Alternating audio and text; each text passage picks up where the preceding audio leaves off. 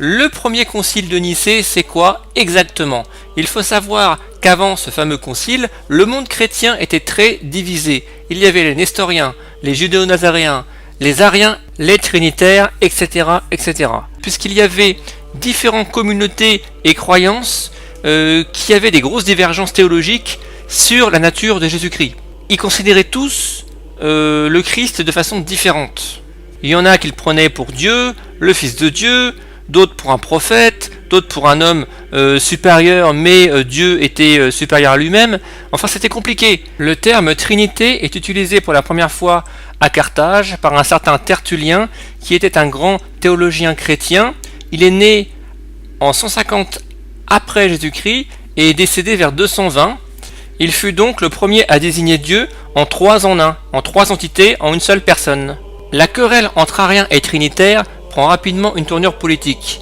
Entre 318 et 325 après Jésus-Christ, une polémique initialement locale entre le patriarche Alexandre d'Alexandrie et Arius s'envenime, au point que l'empereur Constantin Ier, après avoir constaté l'impuissance des conciles locaux, prend la partie de réunir un concile œcuménique à Nicée, qui établira la première version d'une profession de foi. L'empereur Constantin Ier souhaite éviter les désordres religieux et soutient la tenue du concile de Nicée en 325 pour que l'Église unifie sa position. Donc le premier concile de Nicée est le nom donné à un concile général des évêques de l'Empire romain qui se tint à Nicée, aujourd'hui c'est Iznik, en Turquie, en Bithynie, sur convocation de Constantin Ier, le fameux empereur romain qui s'est converti au christianisme. Donc ce concile a eu lieu du 20 mai au 25 juillet 325, sous le patriarcat de Sylvestre de Rome, d'Alexandre d'Alexandrie, d'Eustathe d'Antioche, d'Alexandre de Constantinople et de Macaire de Jérusalem. Donc il y avait tout le beau monde chrétien, entre guillemets, à cette époque-là, pour résoudre enfin ce fameux problème théologique. Le concile avait pour objectif de résoudre des problèmes qui divisaient les églises d'Orient, problèmes disciplinaires et surtout dogmatiques, comme je vous ai dit. Ils n'étaient pas d'accord sur la nature de Jésus. C'était compliqué. Il a fallu trancher pour éviter que l'église, entre guillemets, les églises chrétiennes, s'effondrent et s'écroulent. Il fallait un dogme commun. Donc ces problèmes dogmatiques ont surtout été mis en évidence à la controverse par Arius, qui était évêque d'Alexandrie. Il faut savoir que l'arianisme est une doctrine christologique non trinitaire qui affirme la croyance que Jésus-Christ est le Fils de Dieu qui a été engendré par Dieu le Père à un moment donné, une créature distincte du Père et qui lui est donc subordonnée. D'ailleurs, Arius a failli, entre guillemets, gagner la bataille. Il est considéré comme le premier concile œcuménique par les églises chrétiennes. Il forme, avec le premier concile de Constantinople en 381, les deux seuls conciles considérés comme œcuméniques par l'ensemble des églises chrétiennes. C'est unique, il n'y en a pas eu d'autres. Toutefois, il faut noter l'absence au concile des donatistes et des novaciens. Donc forcément, il n'y a pas eu toutes les églises entre guillemets réunies, mais bon, 90% étaient là, quoi. Les participants étaient fort nombreux. Il y avait Eusèbe de Césarée qui était présent donc au concile, parmi à peu près, on pense, 250 à 300 personnalités du monde chrétien. Voilà, ça allait d'Eustathe d'Antioche, Anastase d'Alexandrie, voilà. Et il faut savoir que la nature œcuménique de ce concile va aboutir à la fameuse Sainte Trinité chrétienne, donc 3 en 1, qui est jusqu'à nos jours la véritable. C'est-à-dire que le 3 en 1, c'est Dieu dans les cieux, c'est 1, son Fils Jésus-Christ, c'est 2, et le Saint-Esprit, c'est 3. Ces 3 entités, entre guillemets, sont la même entité, mais elles sont différentes. Je vous explique tout simplement. Imaginons le soleil dans le ciel. Il brille, on va dire que c'est Dieu. Ces rayons qui traversent les nuages, c'est Jésus-Christ, son Fils, et Dieu fait homme, et la chaleur des rayons de soleil sur votre main, sur votre peau, c'est le Saint-Esprit. C'est 3 actions différentes dans la même personne. Voilà, c'est ça la Sainte Trinité. C'est Dieu dans les cieux, c'est le Dieu Tout-Puissant.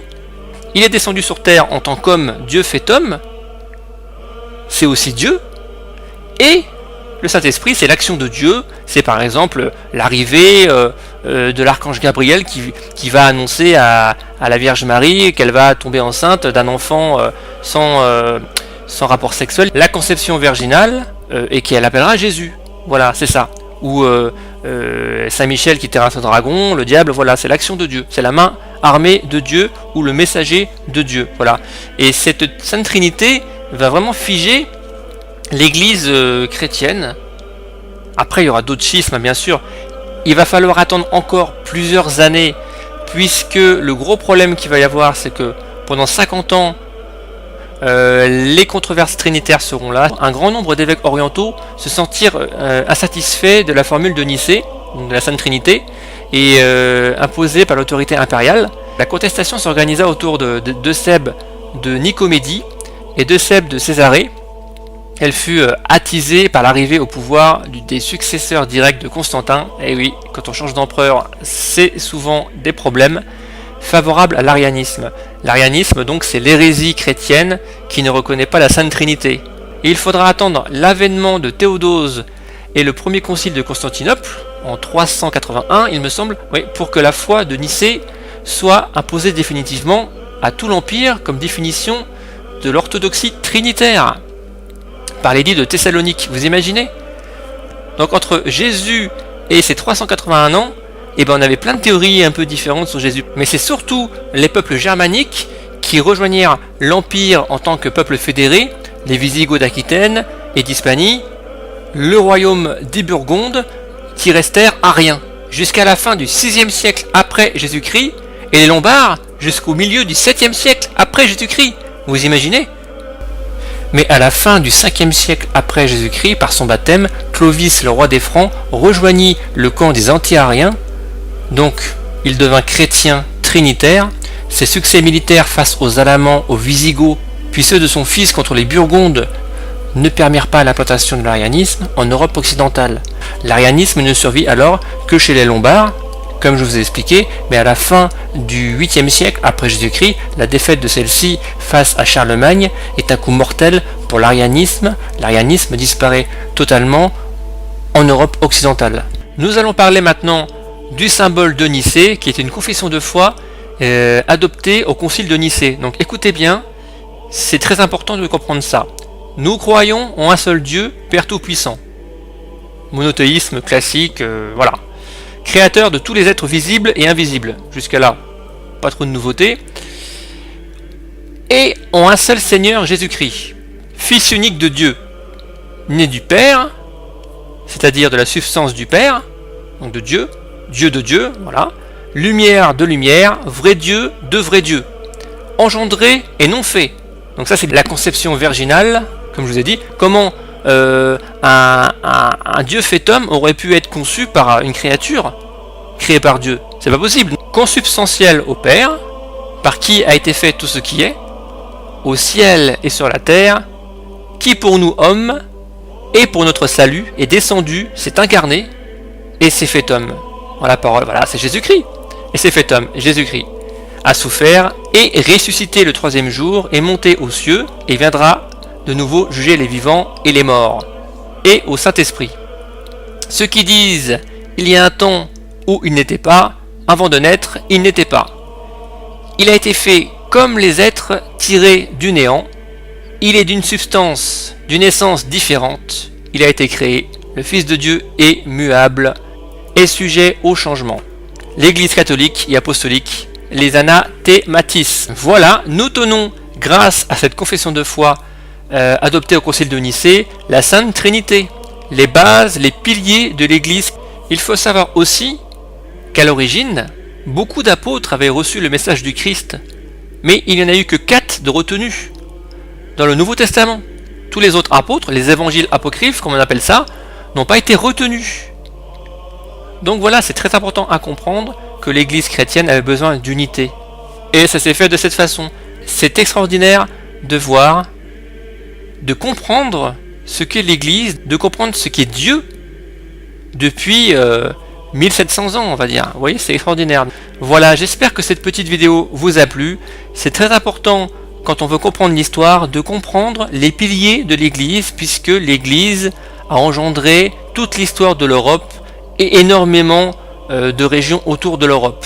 C'est très important de comprendre ça. Il faut commencer par les fondations pour mieux comprendre après tout ce qui va se dérouler les siècles et les siècles après. Sur ces belles paroles, je vous dis à très bientôt. Merci beaucoup. N'oubliez pas de laisser un commentaire, un like si vous avez aimé. Moi, ça me fait toujours plaisir de faire partager ma passion à tout le monde. Et je vous embrasse. Merci beaucoup. À bientôt.